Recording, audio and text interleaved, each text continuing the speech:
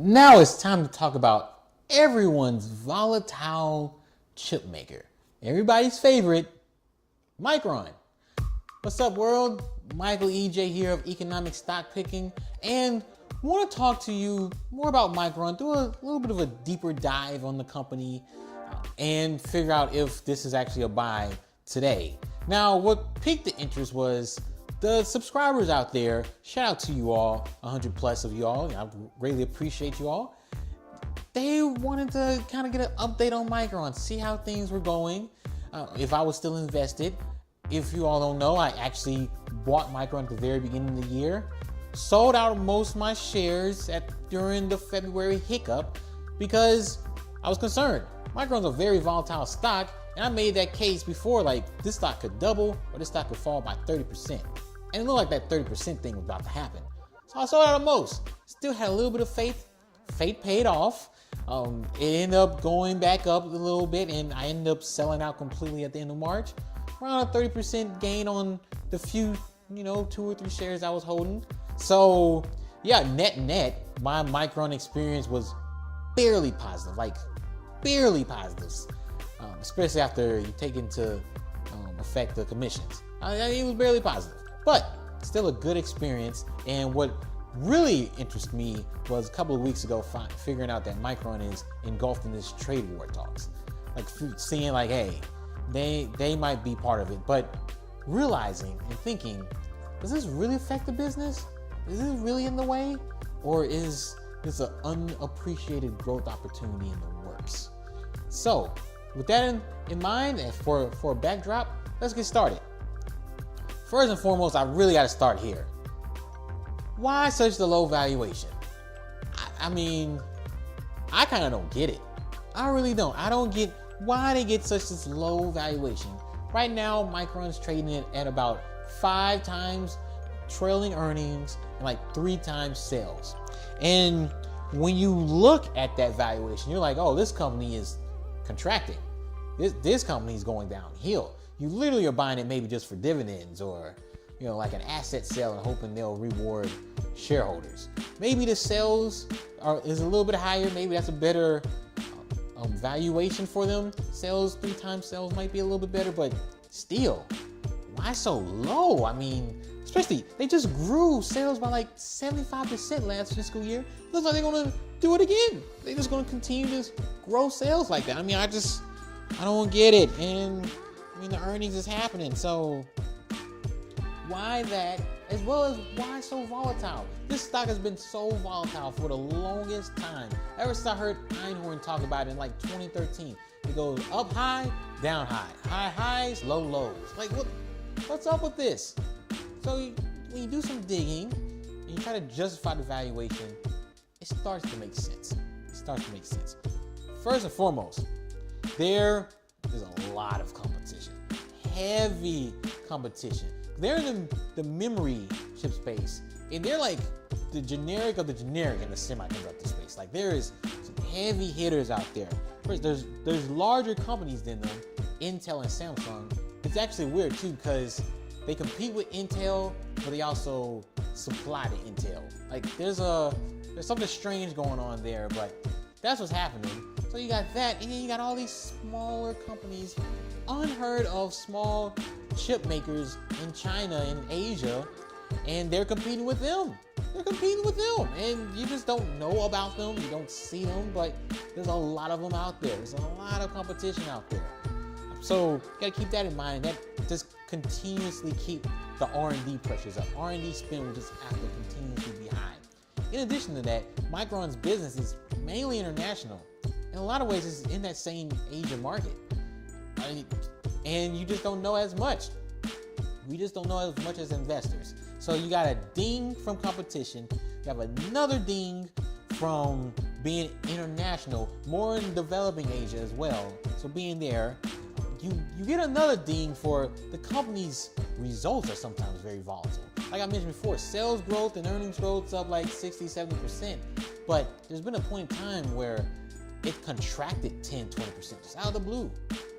And it's mainly because this is a very cyclical industry.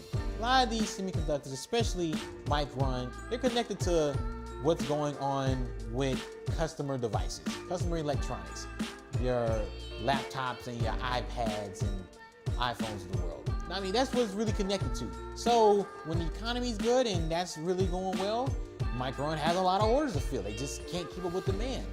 And they're hesitant to build out, because what if they start building out an extra factory or start building out extra processes to handle increased demand, and demand just falls off a cliff.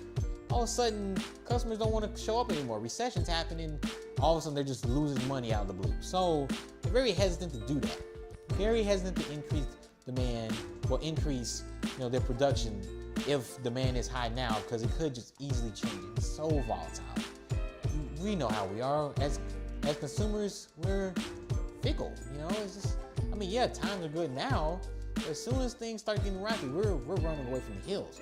Now, there are a lot of good tailwinds in the emerging markets today, in these emerging economies. They're more earlier in their business cycles relative to the U.S., but we all know if the U.S. falls off, everybody's getting hit. So, you got that to keep in mind. And let's not forget, they have a high concentration in like 2 or 3 customers.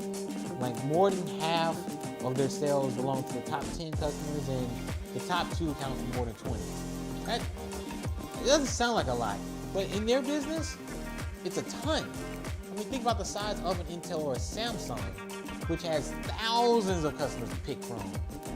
And you guys, 10? That's it, 10? Take up that much? That's, in this industry, that's a lot. That's a lot to handle. So you got all these different things going on, and like I mentioned before, you got the headline that Micron's involved in this Trump trade war with China, and they won't be able to sell certain things in China versus a competitor there. So, there's a lot of stuff going on, but we kind of figured out why the value is where it's at. But how about we just go to my story? You know what? Let's just go to my story. My story for Micron. Although the results can be very volatile, stock can be very volatile, and they have great growth happening now. They can all go to zero, maybe go negative in the future. With that said, I think the stock is at least 50% today. Today, at least 50%. Make the case for a little bit more, case for a little bit less. But to me, 50%. It is half off today. If you are a believer in Micron, it is half off today. There's too many good industry tailwinds, and the company, at least right now, there's too much quality, there's too much profitability there to knock them. It's there. So if you want to make the case that it's there today, it could be gone tomorrow, I can buy that. I can buy that case. But given where growth is going, at least for the next year, at least for the next 6 to 12 months. This is not I don't see this as a long-term play, but at least for the next 6 to 12 months, and see how the market reacted to just this announcement a couple of weeks ago. And it bounced back a little bit, yeah, but I still feel like it's unappreciated growth that's happening here, and it's more industry-wide. Given all of that, and seeing that the stock is in value, I can see it trading for 5 times sales and maybe closer to 10 times earnings. At least that, I'm definitely down to get back in. I'm down to get back into Micron. It won't be for a long time. I see it more as this weird, not a short-term trade, but long-term trade. Maybe more of over a year. See where things go. While I know they're doing well, as soon as some cracks start happening in the economies worldwide, I'm gonna get out. But that's how I see Micron. And that's all I have for you all today. You guys have to always understand, why is this company being valued where it's at? Why is it being valued where it's at today? And do some digging. Believe it or not, I do believe in the short term, the market isn't too bad. Especially if you look in 6 months to 12 months.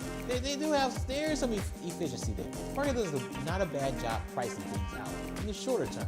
Longer term is a different story. But as always, emotions get in the way and can really ruin things. And just an emotional sell-off for Micron means it might be a buy opportunity for you. That's all I have. Michael EJ here, and I'll see you at the next one. Peace.